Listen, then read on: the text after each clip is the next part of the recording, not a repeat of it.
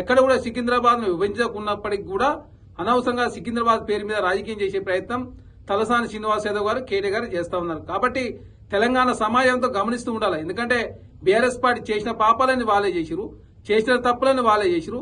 ఆ తప్పులను సవరించే ప్రయత్నం మాత్రమే కాంగ్రెస్ ప్రభుత్వం చేస్తా ఉంది. ఎందుకంటే ప్రజా ప్రభుత్వంలో ప్రజలు ఇబ్బంది పడొద్దని చెప్పి కాంగ్రెస్ ప్రభుత్వం భావిస్తా ఉంది.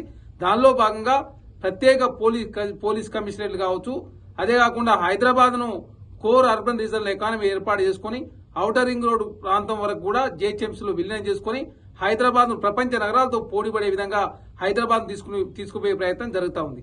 జంట నగరాలను వేరు చేయొద్దని చెప్పేసి తలసాని శ్రీనివాస్ యాదవ్ గారు కేటీ గారు మాట్లాడుతారు. అసలు హైదరాబాద్ సికింద్రాబాద్ వేరు చేసే ప్రయత్నం కాంగ్రెస్ ప్రభుత్వం చేసిందా? చేయలే కదా.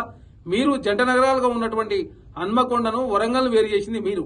మీ ఆయనలో చేసిన తప్పులు 1, 2 కాదు. మీ తప్పులు చెప్పుకుంటూ పోతే 100 ఉన్నాయి. అయినా మీరు దానికి సమాధానం చెప్పలేక అనవసరంగా సికింద్రాబాద్ పేరు మీద రాజకీయం చేసే ప్రయత్నం చేస్తా ఉన్నారు. కాబట్టి ఖచ్చితంగా తెలంగాణ సమాజం కావచ్చు, సికింద్రాబాద్ హైదరాబాద్ ప్రజలంతా కూడా గమనిస్తూనే ఉన్నారు. కాంగ్రెస్ ప్రభుత్వం వచ్చిన తర్వాత హైదరాబాద్ ప్రపంచ నగరాలతో పోటీపడే ప్రయత్నంలో భాగంగా అదే కాకుండా ట్రిపుల్ కావచ్చు, ఎక్స్ప్రెస్ హైవేలు కావచ్చు, 4C నిర్మాణం కావచ్చు, డ్రై పోర్ట్ కావచ్చు, మూసిని పునరుజ్జీవింపజే కార్యక్రమం కావచ్చు, మెట్రోను విస్తరించే ప్రయత్నం కావచ్చు, అదే కాకుండా చెరువులను అదేవిధంగా పార్కును కాపాడే ప్రయత్నంలో కాంగ్రెస్ ప్రభుత్వం ముందుకు పోతా ఉంది.